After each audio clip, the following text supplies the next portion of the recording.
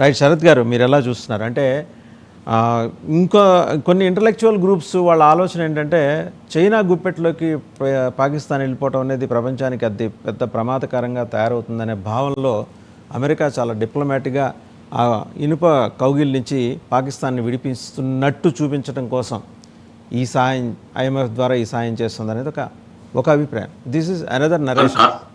మీరు చెప్పేది 100% కరెక్ట్ అండి. చైనా గుప్పిట్లోకి పాకిస్తాన్ పోతే భారత్ కి ఇంకా వేరే రకమైన ఇబ్బందులు ఉంటాయని ముందు జాగ్రత్తతోటి కూడా అమెరికా పాకిస్తాన్ సహాయం చేసి ఉండొచ్చు.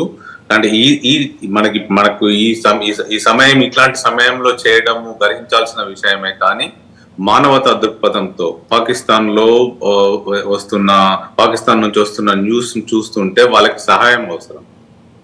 సో చైనా గుప్పిట్లోకి పోకుండా అమెరికా ముందు జాగ్రత్తగా పాకిస్తాన్ సపోర్ట్ చేసి ఉంటది.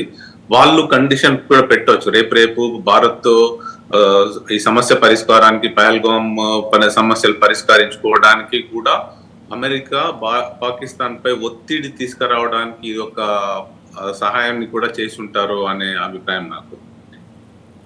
అండ్ అదే విధంగా చైనా తోటి ఉన్న పాకిస్తాన్ క్లోజ్ గా మూవ్ అవుతున్న తరుణంలో తమ వైపు తిప్పుకోవడానికి వీరు చెప్పే అమెరికా భారతదేశం తోటి యుద్ధ వాతావరణం నెలకొన్నది కాబట్టి ఆ యుద్ధ వాతావరణాన్ని, ఆ టెన్షన్ తగ్గించేందుకు వాళ్ళను లైన్ లో తీసుకురావడానికి, వాళ్ళను ఒక దీనికి తీసుకురావడానికి అమెరికా సాయం చేసి ఉంటుంది అని చెప్పి నా అభిప్రాయం. ఇంకొకటి సార్, ఆ మ్యావరిక్స్ ప్యారడైజ్ అదే అంటే పిచ్చోళ్ళ స్వర్గంలో ఒక 10 మంది క్యాబినెట్ మినిస్టర్స్ ఒక్కొక్కళ్ళు ఒక్కో రకంగా మాడతారు. ఒక స్పీకర్ ఆవిడ Palwasha Mohammad Zai Khan, she the senator in the upper house.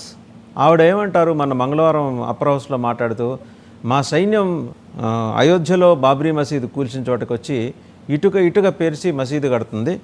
And మా జిహాదీ ఆర్మీ చీఫ్, ఆవిడ జిహాదీ అనలేదనుకోండి, బట్ అతను అంతకు మించి భిన్నంగా ఏమి లేడు, ఆయన మునీర్, జనరల్ మునీర్ వచ్చేసి ఆయన అక్కడ మొదటి అజా ఇస్తాడు. ఇంత రెచ్చగొట్టి మాట్లాడాల్సిన నెసిటీ. అండ్ రెండోది, భారతదేశం ద్వారములు తెరిచి ఉంచినదా వారి రాక కోసం అని చెప్పేసి, ఇంక గాజులు దీన్ని ఎవడన్నా అడ్డుకుంటారో చెప్పండి, గాజులు తొడుగుతామని చెప్పి ఇంకో సవాల్. గాజులకి మనకేం కొరత లేదు. ఆవిడొస్తే చక్కగా యోగి గారు మా పక్క దేశం దాయాది దేశం నుంచి ఆడపొడిచి వచ్చిందని చెప్పి గాజులేం కర్మ చీరా సారే పెట్టి మరీ ఘనంగా పంపిస్తాడు. వెళ్ళి అక్కడ లాహోర్లో రామాలయం కడతాడు ఆవిడొచ్చి ఇక్కడ ఈ ప్రయత్నం చేస్తే. అండ్ ఆ డిఫెన్స్ మినిస్టర్ ఒకటి మాట్లాడతారు, minister for I&PR federal minister ఇంకోటి మాట్లాడతారు. ఇంకేముంది, తెల్లారికల్లా భారతదేశం మా మీద దాడి చేస్తుంది, ఇక్కడ మానవ హక్కుల ఉల్లంఘన. మానవులు అంటూ ఉన్నప్పుడు హక్కులు ఉల్లంఘన ఈ రెండూ ఉంటాయి. బేసిక్గా మాట్లాడేవాళ్ళు ఎవరు, పౌర సమాజం ఉంది, నేను ఒప్పుకుంటా పాకిస్తాన్లో, బట్ మాట్లాడేవాళ్ళు ఎవరైతే మానవులు కాదు. మీరేమంటారు? వాళ్ళంతా మేకపోతు గంభీరం తప్పిస్తే అది ఇది వాళ్ళ ప్రజలని వాళ్ళకు ఒక ఇది కల్పించాలని చెప్పి మాట్లాడుతున్నారు తప్పిస్తే, భారతదేశ సైనిక దీని గురించి ప్రపంచంలో 4వ ప్లేస్ లో ఉంది. మిలిటరీ వైజ్ చూస్తే భారతదేశం 4వ స్థానంలో ఉంది. ఒక 4వ స్థానంలో ఉన్న దేశాన్ని ఒక మరుగుజ్జు లాంటి దేశం వచ్చి ఢీ కొడుతుంది అని అంటే ప్రపంచంలో ఎవరు నమ్మడానికి రెడీగా లేరు. వాళ్ళ ప్రజలకు ఏదో మభ్య పెట్టడానికి భారతదేశంపై మేము దండెత్తుతామని చెప్పో, లేకుంటే డ్యాములు పేల్చేస్తామని చెప్పో భయపెడుతున్నారు తప్పిస్తే వాళ్ళు వచ్చి ఇక్కడ చేయాల్సింది ఏమీ లేదు. మనం చేయాల్సింది అంత ఇప్పటికే జరిగిపోయింది. వాటర్ ఆగిపోయిన రోజే వాళ్ళ బలం తెలిసిపోయింది. వాళ్ళు చేయాలనుకుంటే అదే రోజు చేయాలి. ఇన్ని రోజుల తర్వాత వాళ్ళు చేసేది ఏమి ఉండదు. వాళ్ళు కూలగొట్టడానికి డ్యాములు లేవు, ఇది చేయడానికి ఏమీ లేదు వాళ్ళ దగ్గర అసలు ఇందాక మీరు చెప్పినట్టు వాళ్ళకి రెండో పూట భోజనానికి డబ్బులు లేవన్నప్పుడు మంది మీద వచ్చి ఏం చేస్తారు వాళ్ళు? భారతదేశం అన్నిటికీ సిద్ధపడి ఇవన్నీ చేసింది. ఆలోచించకుండానే, క్యాబినెట్ లెవెల్లో ఆలోచించకుండానే నీళ్ళు ఆపేసినారంటారా? దేశంలో ప్రజలు ఇబ్బంది పడకుండా వేరే శత్రు దేశం మన పైన దండెత్తుతుందని చెప్పి భయంతో నీళ్ళు ఆపేస్తారా? అలా కాకుండా అక్కడ పాకిస్తాన్ లో ఈరోజు ప్రజలకి భారతదేశం విలువ తెలవాలి. భారతదేశం మీద అయినా కాకుండా ఏదో ఒక దీంతో ఏది టెర్రరిస్ట్ చర్యలు చేయడం ఇదంతా అందరు గమనిస్తా ఉన్నారు. ప్రపంచంలో అమెరికాలో ఉన్న ప్రజలతో పాటు అన్ని దేశాల ప్రజలు గ్రహిస్తా ఉన్నారు. అనవసరంగా గెలుపుకుంది పాకిస్తాను. ఈ చర్యతో పాకిస్తాన్ ఒక దీనికి అయిపోతుంది.